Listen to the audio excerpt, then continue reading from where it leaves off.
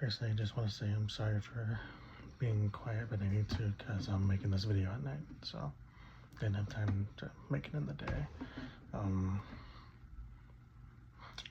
So I had free time now, so I figured I'd make the video now, so yeah. Anyway, this video is an introduction to Luwian, Mycenaean, Hittites, Israeli and Canaanite kind of religion and deity association with each factions. 5 of them, possibly more, but remains to be seen.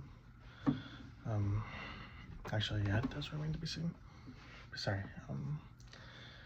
I just want to say the reason why I have notes. That's why I'm looking over here. The reason why I have to do this video is because it's kind of an introduction video.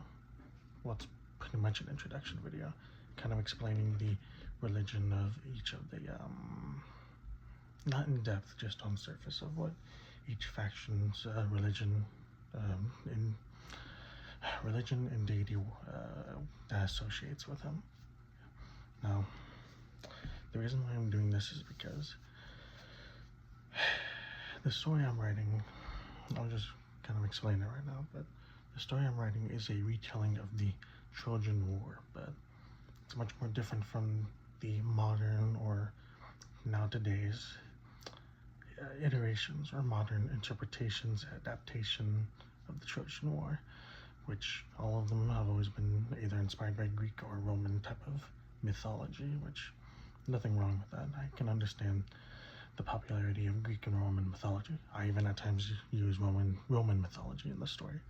Greek, well, later on in the story, it'll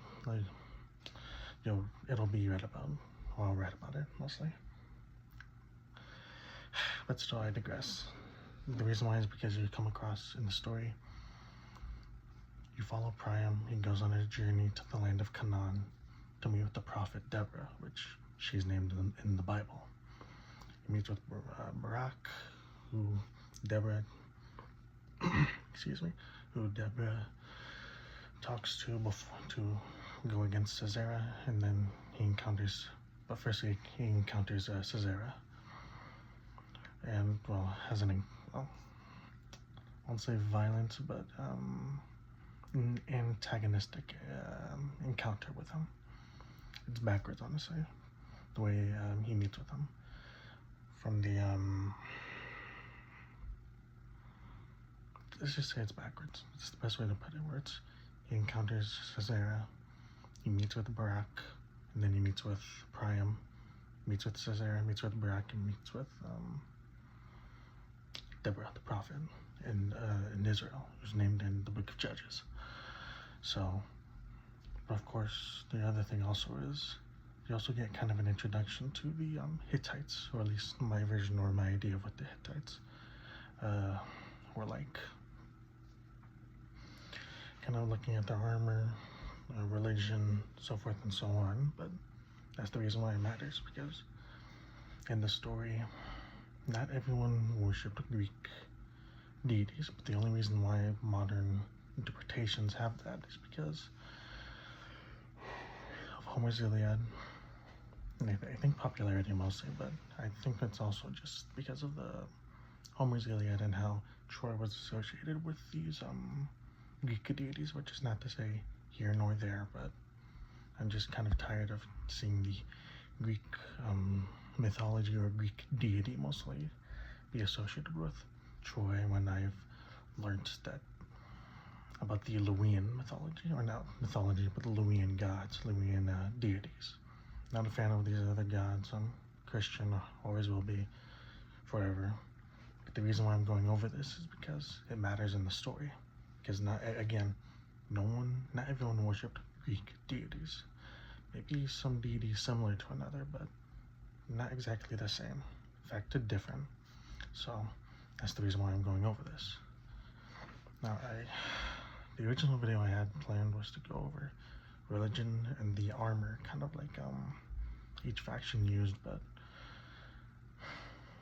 video was already way too long, so in this one I'm not going in depth with like, oh, what was the pagan practices of the Luwian deities, Hittites, Canaanites, because, well, not just because of the Christian thing, but because it would take forever just to do so, but also because it would be unnecessary, as the story follows Priam and mostly the story of Paris, who's also known as Alejandro in the story, later on in the story, also known as Parasitus as his birth name, but he's named after Alejandro. If you read it, you'll understand what I mean. But still, that's the reason why. It's because not every one of these factions worshipped Greek deities. They have the need and feel the need to not just explain that, but kind of go over the factions and what deities are associated with each one. Not going in depth, but just on the surface. Kind of just saying, this one's associated with that one's associated with this, because it would be better explanation. I have notes on that, so yeah. Anyway, these are the factions, the deities that are associated with each of the factions. From the Hittites, from the Hittite Empire, there is Tarhuna and Katazapuri. Those are Hittite gods. Know that some of these names are kind of equivalents to, because apparently the Luwians kind of worshipped somewhat similar deities. You'll see what I mean when I mention the next one. So, for Troy, Luca, Luia, the Trojans and such, western of Anatolia, those worshipped Luwians anyway. They worshipped Tarhuns, Kamrusepa. See what I mean by Tarhuns? But Tarhuns, Kamrusepa. And this was interesting. I'll kind of slowly or shortly explain it. So Apollonius is a deity that's mentioned in the Alexandru Treaty, I think, where I guess he guarantees a treaty between the Hittite emperor, king, I can't remember which one, and then Alexandru, who was one of the Trojan kings, which was interesting. Anyway, the next one, the Mycenaeans, Zeus, Poseidon, the whole Greek mythology right there, or Greek 12 gods, or whatever. So,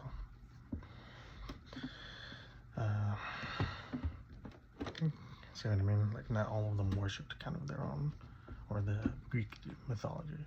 They worshipped their own gods.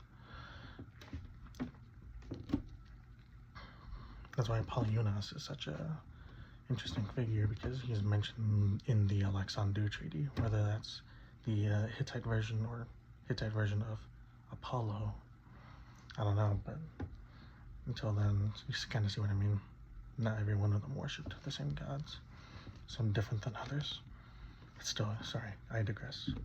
Mycenae, the 12 deities, of course, Greek deities. Then you got Canaan, which was Moloch and Ashtoreth. Then you got Israel, the Jewish nation, where Yahweh, of course. And this was interesting. I need more information on this, but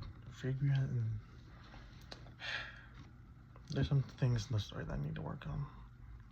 Most likely I will continue to work on down the line, but still, till then, the Phrygians, they worshipped a female deity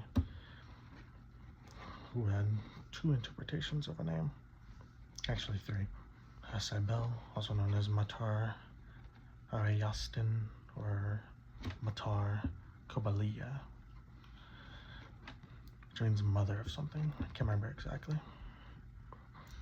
The Thracians.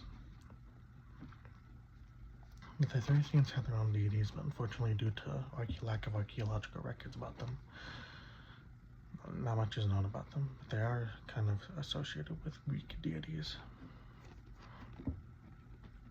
Excuse me.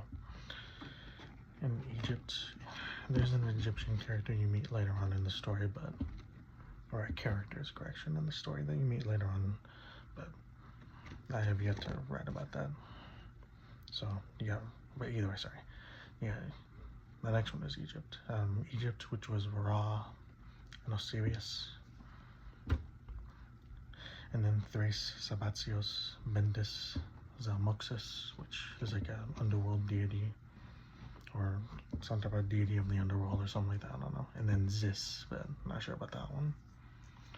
So, yeah, that's each of the factions. And as you can see over here, that from the names of, not all of them worshipped the same deity. Some at times, but not all the time. Like Tarhuns, like the Hittite and Luwian version, or the Hittites worshipped a deity, multiple deities of course, but one of them was Tarhana for the land of Luwia, or the Luwians, which is west of Anatolia. It's Tarhuns, so instead of Tarhana, it's Tarhuns. So sometimes they do worship the same deities, but not all the time. So I figured again, not all of them worship the same deities in the story I'm writing, or the retelling I'm writing. I figured I'd write that in and kind of do an introduction video to that, so it kind of explains people's explains my thought process of what I was doing when I was writing the story. So I tried to learn as much as I could about ancient Anatolia before Hellenization. So yeah, I hope you guys enjoyed the video. If you guys are interested in reading my story, I will say it's not for the if you are upset to gore and violence, death, I wouldn't recommend watching, reading, because it is, I mean, it's not at the very, very beginning, but it's much more later on. Let's just say that much. When the story gets interesting. Emphasis on interesting, if you know what I mean. Not quotes, but I think you know what I mean. And I'll leave a link in the description. I want to tell the story, but that's what I wrote.